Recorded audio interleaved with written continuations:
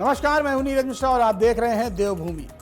देहरादून में इमरजेंसी के 51 साल पूरा होने पर एक कार्यक्रम का आयोजन किया गया। इस कार्यक्रम में संविधान हत्या दिवस के रूप में मनाया गया। इसमें मुख्यमंत्री पुष्कर सिंह धामी ने भी हिस्सा लिया। 25 जून 2075 को देश में लगाई गई इमरजेंसी की बरसी के मौके पर आयोजित इस कार्यक्रम में आपातकाल के दौर को याद किया गया। इस दौरान लोकतंत्र और संविधान की रक्षा को लेकर चर्चा हुई। कार्यक्रम में मौजूद लोगों ने उस समय की घटनाओं को याद करते हुए लोकतांत्रिक मूल्यों को मजबूत करने का संकल्प लिया।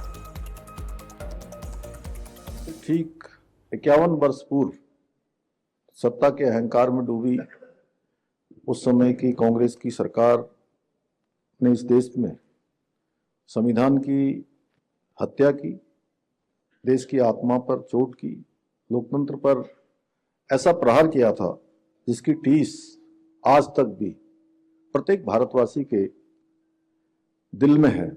और सच में अभी रवि जी का और नरेश जी का मैं उद्बोधन सुन रहा था। ये जरूर जो है इन लोगों को समय की अधिकता लग रही थी, क्योंकि इनके अपने कार्यक्रम होते हैं, लेकिन ऐसा लग रहा था कि ये और बोले और हम जैसे बच्चे कहानियां सुनते हैं उस प्रकार से सुनते रहे। इस प्रकार से इन लोगों ने जो है वो समय बड़ा संघर्ष का समय था। और आज भारत का संविधान और दुनिया का सबसे बड़ा लोकतंत्र आज भारत है, तो उसमें आपातकाल के दौरान हमारे लोकतंत्र सेनानियों के द्वारा जो संघर्ष किया गया, जिस प्रकार का अन्याय हुआ, जिस प्रकार का अत्याचार हुआ, उसकी एक विस्तृत प्रदर्शनी यहाँ पर लगी हुई है। इस खबर पर हमारे साथ हमारे सहयोगी आशीष डोभाल जुड़ गए हैं। आशीष, आज इमरजेंसी को याद किया, क्या कुछ कहा मुख्यमंत्री धामी ने आज?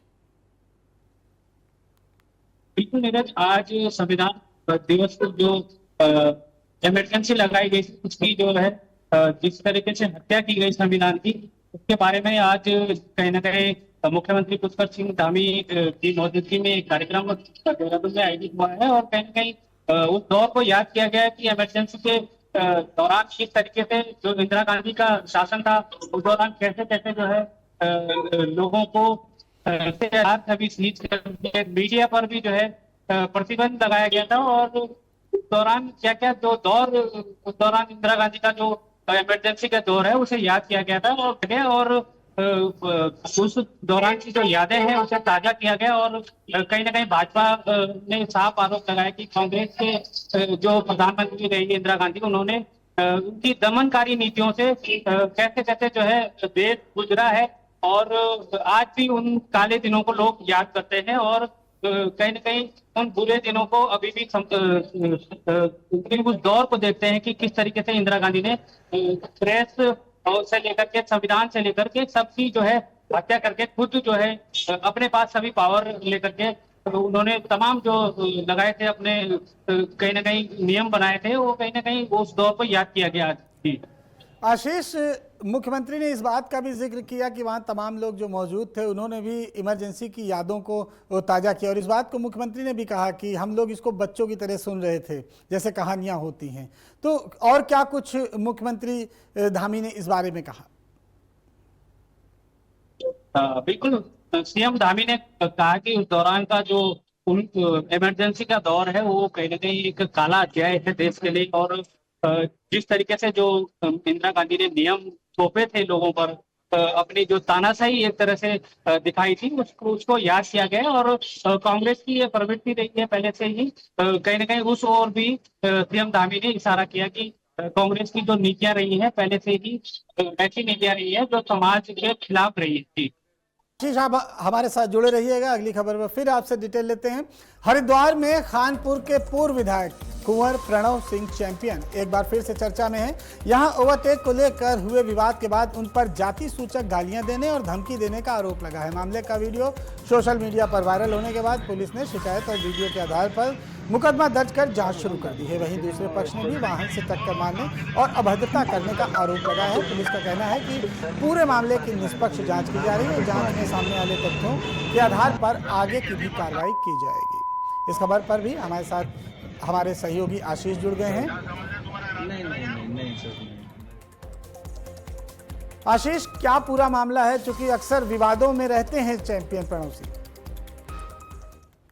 बिल्कुल नीरज, कुंवर प्रणव सिंह चैंपियन का विवादों से नाता रहा है और कभी उनके वीडियो डांस करते हुए, गन लहराते हुए और तमाम ऐसी गालियां उत्तराखंड को देते हुए वो देखे गए हैं। और कल का ही जो वीडियो सामने आया है, ओवरटेक को लेकर के विवाद हुआ और विवाद के बाद गाली गलौज और कहीं ना कहीं जाति सूचक शब्द इस्तेमाल किए गए और उसके बाद मामले में मुकदमा भी दर्ज हुआ है। और कहीं ना कहीं जो पूर्व विधायक कुंवर प्रणव सिंह चैंपियन है, उनके खिलाफ पुलिस कहीं ना कहीं अब एक्शन लेगी। और कई बार वो विवादों में रहे, चाहे भाजपा संगठन ने भी उन्हें एक बार पार्टी से बाहर निकाला था। उसके बाद जो विधायक है वर्तमान में खानपुर के उमेश कुमार, उनके साथ भी उनका लंबा विवाद चला है और अक्सर कभी वो गन लहराते हुए दिख जाएंगे, कभी धमकी देते हुए दिख जाएंगे। और ऐसा ही ये मामला का वीडियो जो वायरल सोशल मीडिया में हो रहा है, उसमें वो जाति सूचक शब्द का इस्तेमाल करके धमका रहे हैं दूसरे पक्ष को। और दूसरे पक्ष के लोगों ने इसकी शिकायत की है और पुलिस अब उस मामले में कार्रवाई कर रही है। जी, इस मामले में एफआईआर दर्ज हो गई है, तो अब पुलिस इस मामले में क्या गिरफ्तारी वगैरह को भी लेके कोई प्रयास कर रही है?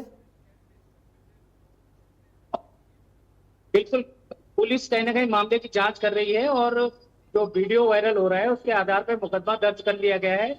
अब देखना होगा कि इसमें कुंवर प्रणव सिंह चैंपियन के खिलाफ अब क्या नई कार्रवाई होती है। पिछले दिनों आपने देखा होगा कि उमेश कुमार के साथ जब उनका विवाद हुआ था एमएलए खानपुर, उस दौरान वो एक बार जेल भी गए थे और उसके बाद थोड़ा लंबा वो दौर चला है। और प्रणव सिंह का के बाद ठीक है आशीष, जानकारी देने के लिए बहुत बहुत शुक्रिया। आपसे आगे भी अपडेट लेते रहेंगे। उत्तराखंड के पर्यटन के क्षेत्र में युवाओं को नए अवसर देने की दिशा में एक महत्वपूर्ण पहल की गई है, जहां बागेश्वर जिले में लीती गांव में टूर मैनेजर प्रशिक्षण कार्यक्रम का शुभारंभ किया गया। बता दें कि पर्यटन विभाग, उत्तराखंड टूरिज्म और हॉस्पिटैलिटी स्किल काउंसिल और विद्या सोसाइटी के सहयोग से चलाए जा रहे इस कार्यक्रम में 40 युवाओं को प्रशिक्षण दिया जाएगा। प्रशिक्षण के दौरान युवाओं को टूर प्लानिंग, पर्यटन सुरक्षा, आपदा प्रबंधन, डिजिटल टूल्स और संवाद कौशल जैसी महत्वपूर्ण जानकारियां दी जाएंगी। कार्यक्रम का उद्देश्य स्थानीय युवाओं को पर्यटन के क्षेत्र में रोजगार के लिए तैयार करना और उत्तराखंड के पर्यटन को नई पहचान दिलाना है। निर्जला एकादशी के पावन अवसर पर धर्मनगरी हरिद्वार में आस्था का जनसैलाब उमड़ पड़ा। सुबह से ही हजारों श्रद्धालुओं को हर की पौड़ी पर उन्होंने स्नान किया। मां गंगा के घाटों पर पहुंचकर मां गंगा के पूर्ण पानी में डुबकी लगाई। श्रद्धालु भगवान विष्णु की पूजा अर्चना के साथ फल, जल और अन्य वस्तुओं का भी ध्यान करते हुए नजर आए। धार्मिक मान्यता है कि निर्जला एकादशी का व्रत रखने और गंगा स्नान करने से साल भर की सभी एकादशियों के बराबर पुण्य प्राप्त होता है। श्रद्धालुओं की भारी भीड़ को देखते हुए जिला प्रशासन और पुलिस ने सुरक्षा के कड़े इंतजाम किए थे। मेला क्षेत्र में कई जोन और सेक्टरों को बांटकर अधिकारियों की तैनाती की गई थी ताकि श्रद्धालुओं को किसी प्रकार की कोई परेशानी ना हो। निर्जला एकादशी का महत्व तो यही है कि सबसे बड़ी एकादशी मानी जाती है, बहुत महत्व इसका। मगर हरिद्वार के नहा करके हर चीज की सुविधा मिलती है। मगर इसके एक बात जो कहूंगा, यहाँ पे जो पब्लिक आ रही है ना, थैली पन्नी वन्नी फेंक रही है, बहुत बेकार है। कल रात को मैंने डीएम से बात करके यहाँ पे लीड डाली थी, तब जाके यहाँ पे सफाई नहीं। मगर हरिद्वार बहुत बेस्ट है नहाने के लिए, नहाना धोना साफ सफाई बहुत अच्छा है। देखिए, आज के निर्जला एकादशी के स्नान के लिए पूरे जो हमारा शहर है उसको 12 जोन और 40 सेक्टर्स में डिवाइड किया गया है, जिसमें जोनल मजिस्ट्रेट और सेक्टर मजिस्ट्रेट तैनात हैं और सभी अपनी ड्यूटी पे अभी मुस्तैदी से कार्य कर रहे हैं। पुलिस बल भी पूरा मौजूद है और जो भीड़ प्रबंधन है वो कार्य सही रूप से चल रहा है। देखिए, मेरा सभी श्रद्धालुओं से ये अपील रहेगी कि जहाँ भी भीड़ भाड़ वाले इलाके हैं वहाँ पे स्वच्छता का ध्यान रखें। अपने जो कपड़े लोग छोड़ के जाते हैं उसको डस्टबिन में डाल दें या फिर मतलब खुले घाटों पर न छोड़ें, जिससे अन्य यात्रियों को असुविधा का सामना न करना पड़े। इस खबर पर ज्यादा जानकारी के लिए हमारे सहयोगी आशीष डोभाल एक बार फिर हमारे साथ जुड़ गए हैं। आशीष, आज किस तरह की व्यवस्था रही और लोगों में किस तरह का उत्साह देखने को मिला आपको? बिल्कुल, आज एकादशी के मौके पर जो हरिद्वार है वो श्रद्धालुओं से सुबह से ही खचाखच भरा हुआ है। सभी जो घाट है उन पर बारी बारी से लोग आकर के स्नान कर रहे हैं और कहीं ना कहीं जो दान पुण्य आज की डेट में जो आज का जो शुभ मुहूर्त होता है उस हिसाब से पूजा अर्चना करके कहीं ना कहीं अपना जो दान पुण्य कर रहे हैं, दर्शन कर रहे हैं, गंगा में स्नान कर रहे हैं और कहीं ना कहीं पूजा पाठ करके अपने अपने गंतव्य की ओर बढ़ रहे हैं। और जो व्यवस्थाएं हैं प्रशासन की तरफ से की गई है, तमाम जो घाट हैं वहां पर पुलिस फोर्स तैनात है, जगह जगह जो यातायात है उसको भी कहीं ना कहीं व्यवस्थित किया गया है, क्योंकि हरिद्वार एक ऐसा स्थान है, देवभूमि धर्म नगरी है हमारी, जहाँ पर देश विदेश से जब भी कोई त्योहार होता है या फिर आम दिनों में भी यहाँ पर श्रद्धालुओं की भीड़ रहती है। और आज भी हरिद्वार में देश प्रदेश से जगह जगह से लोग पहुंचे और उन्होंने गंगा स्नान करके एकादशी के मौके पर जो पूजा अर्चना है वो की है और कहीं ना कहीं अपने को कहीं ना कहीं जो दान पुण्य करना होता है वो भी यहाँ पर श्रद्धालु कर रहे हैं। जी आशीष, श्रद्धालुओं को किसी भी प्रकार की कोई परेशानी ना हो, कोई दिक्कत ना हो, वो आस्था की डुबकी लगा सकें, तो प्रशासन ने इसके लिए क्या इंतजाम किए थे और जो ट्रैफिक मैनेजमेंट है वो किस तरह से कंट्रोल किया गया? क्योंकि भीड़ जैसा कि आप दिखा रहे हैं कि बहुत संख्या में थी, बहुत श्रद्धालु, हजारों लाखों श्रद्धालुओं ने आज स्नान किया है। प्रशासन ने पूरी व्यवस्थाएं की हैं। पहले से जो क्षेत्र है, जो तमाम जो घाट हैं, मेला क्षेत्र, मेला कंट्रोल रूम हो या आसपास के जो घाट हैं, उनको अलग अलग जोन में बांटा गया था और कहीं ना कहीं जो पुलिस फोर्स है किसी भी श्रद्धालु को दिक्कत ना हो, आवाजाही में कई जगह जो यातायात है वहां पर जो है जवान तैनात किए गए हैं, पार्किंग की तमाम व्यवस्थाएं की गई हैं और जो आने वाले श्रद्धालु हैं तो उनके लिए जो घाट हैं उनमें कोई दिक्कत न हो। जगह जगह जल पुलिस भी तैनात है और सामान्य पुलिस भी कहीं ना कहीं जगह जगह देख रही है और किसी के साथ कोई अनहोनी ना हो। कोई कई बार ऐसे मौके पर जो चोर होते हैं, कई बार सामान किसी का चोरी हो जाता है, कोई खो जाता है, तो लाउड स्पीकर के माध्यम से अनाउंसमेंट भी किया जा रहा है। कोई अगर किसी का साथी बिछड़ जाता है उसके लिए भी अनाउंसमेंट किए जा रहे हैं कि आपका कोई अगर बिछड़ा है तो कहीं ना कहीं उसके माध्यम से पुलिस जो है पूरा कंट्रोल कर रही है। जिला प्रशासन की जो व्यवस्थाएं हैं उसको बनाने में लगा हुआ है। जी, जानकारी देने के लिए बहुत बहुत शुक्रिया आशीष। और हरिद्वार से एक हैरान करने वाला मामला सामने आया है, जहां हाथियों के साथ सेल्फी लेने का शौक 6 युवकों की जान पर भारी पड़ सकता था। बता दें कि सप्तऋषि घाट क्षेत्र में गंगा पार कर हाथियों के करीब पहुंचे युवकों ने फोटो और वीडियो बनाने की कोशिश की। इसी दौरान हाथियों के झुंड ने अचानक उनकी ओर दौड़ लगा दी। हाथियों को अपनी तरफ आता देख युवक घबरा गए और किसी तरह भागकर उन्होंने अपनी जान बचाई। घटना का वीडियो सोशल मीडिया पर अब तेजी से वायरल हो रहा है। वन विभाग ने लोगों से अपील की है कि वन्य जीवों के नजदीक जाकर फोटो या वीडियो बनाने की कोशिश न करें, क्योंकि ऐसी लापरवाही बड़ा हादसा करा सकती है, जिससे कि जान जोखिम में जाए। जब पकड़ा गया तो पता चला कि वो सारे के सारे।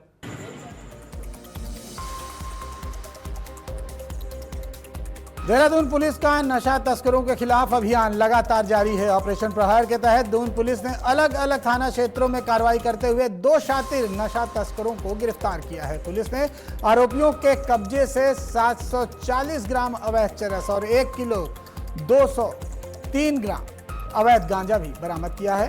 एक आरोपी को नेहरू कॉलोनी क्षेत्र से जबकि दूसरे को ऋषिकेश में स्कूटी के साथ गिरफ्तार किया गया है। पुलिस ने तस्करी में इस्तेमाल की गई स्कूटी को भी सीज कर दिया है। दोनों आरोपियों के खिलाफ एनडीपीएस एक्ट के तहत मुकदमा दर्ज कर आगे की कार्रवाई की जा रही है।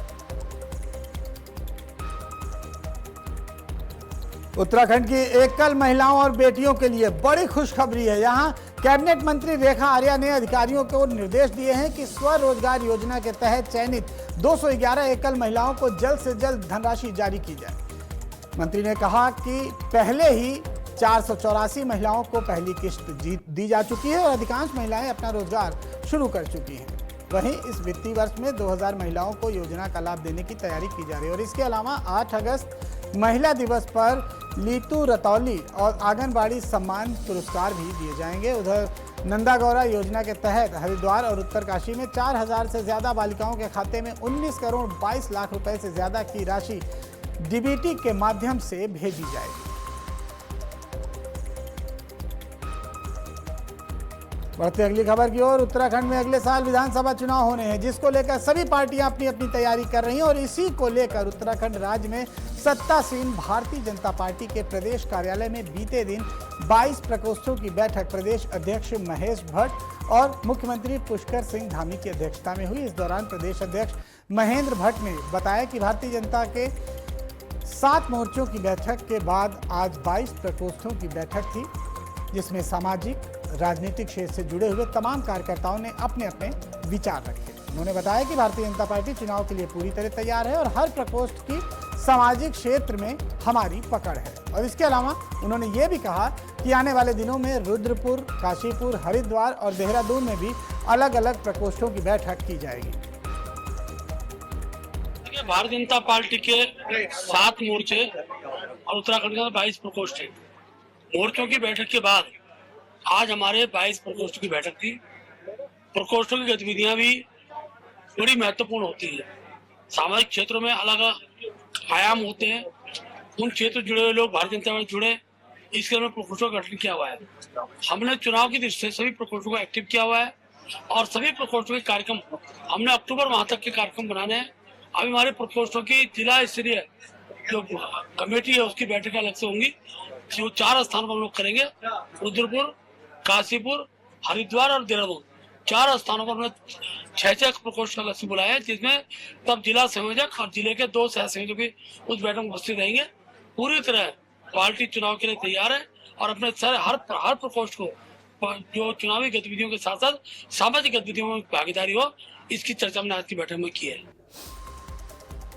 बढ़ते अगली खबर की ओर। रुद्रप्रयाग में नगरसू और कर्णप्रयाग की घटनाओं को लेकर सियासत गर्मा गई है। केदारनाथ विधानसभा क्षेत्र के पूर्व विधायक मनोज रावत ने जिला प्रशासन के माध्यम से मुख्यमंत्री को ज्ञापन सौंपकर मामले में कड़ी कार्रवाई की मांग की है। उन्होंने कहा कि नगरसू में गिरफ्तार किए गए लोगों को सिर्फ संदिग्ध नहीं बल्कि आतंकवादी माना जाना चाहिए, क्योंकि उन पर अपहरण, सरकारी अधिकारियों पर हमले और अन्य गंभीर आरोप लगे हैं। उन्होंने ये भी आरोप लगाया कि अब तक आरोपियों के खिलाफ उचित कार्रवाई नहीं हुई है और साथ ही उन्होंने मांग की कि मामले की जांच का अधिकार चमोली पुलिस को दिया जाए और घटना में शामिल सभी आरोपियों पर संबंधित धाराओं में मुकदमा दर्ज कर उन्हें जल्द गिरफ्तार किया जाए।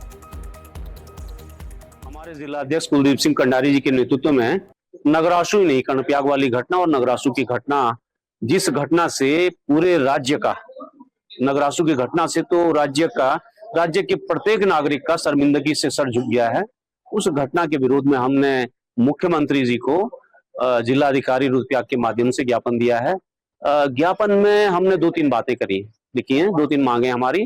पहली मांग तो यह है कि जब नगरासू में लगभग आतंकवादी 7 लोग, उनकी जो गतिविधियां उन्होंने गुरुद्वारे के भीतर करी, अपहरण से लेकर के हमारे अधिकारियों की हत्या करने का प्रयास और कई चीज जो काम किए हैं, उस घटना से उनको निहंग या कुछ भी नहीं कहा जाएगा, उनको आतंकी कहा जाएगा। उन आतंकियों के विरुद्ध राज्य सरकार ने कोई मुकदमा दर्ज नहीं किया, कोई गिरफ्तारी नहीं की। उनको ससम्मान फूल माला पहना करके और पांवटा साहिब तक के पुलिस की कस्टडी में, पुलिस की सुरक्षा में, कस्टडी नहीं कहेंगे, पुलिस की सुरक्षा में राज्य की सीमा तक के सुरक्षित छोड़ा। जब उनके साथ ये हो सकता है तो राज्य सरकार को ये बताना चाहिए कि कर्णप्रयाग में स्थानीय युवाओं पर जो कुछ सिरफिरे निहंगों ने जो आक्रमण किया था, तलवारों के साथ आक्रमण किया था, उसके विरोध में जो FIR लिखी गई, तो राज्य सरकार की काबिल पुलिस, जिसमें ये ऑर्डर मुझे लगता है IG के द्वारा होता है,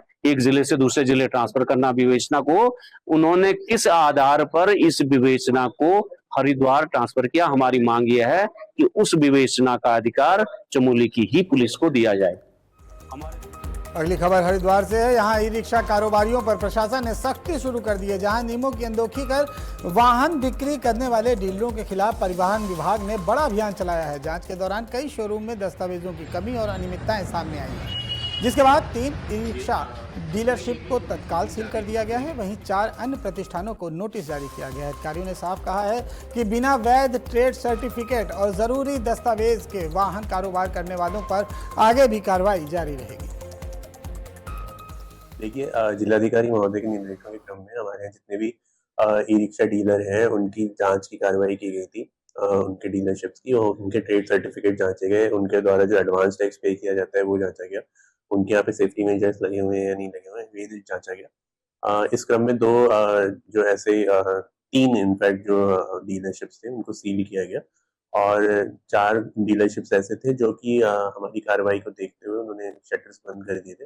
तो उनकी शटर्स पे जो है वो नोटिस चस्पा किया गया कि वो अपना जो एडवांस टैक्स है और जितनी भी उनको फॉर्मेलिटीज करनी है उसको पूरा कर लें, अन्यथा वो जो ई रिक्शा की खरीद फरोख्त है वो नहीं कर पाएंगे। देवभूमि की खबरों में फिलहाल यहीं तक। खबरों का सिलसिला लगातार आज की खबर पर जारी रहेगा।